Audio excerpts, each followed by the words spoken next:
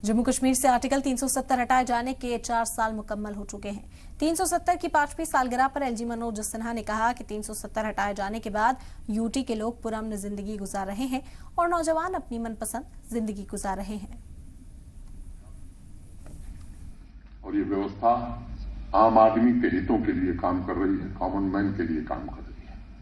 और इस बात का निरंतर हम प्रयास कर रहे हैं कि पब्लिक सर्विसेज में जीरो ह्यूमन इंटरफेस हो, ताकि आम आदमी बिना किसी परेशानी के सामान्य जीवन व्यतीत कर सके। समाज के हर एक वर्ग का एक अपना सपना है, अपने पुरुषार्थ से समाज की तरक्की को वह नया आयाम देना चाहता है और देश के बाकी राज्यों की तरह राष्ट्रीय लक्ष्यों को प्राप्त करने की दिशा में वह भी कदम बढ़ाना चाहता है।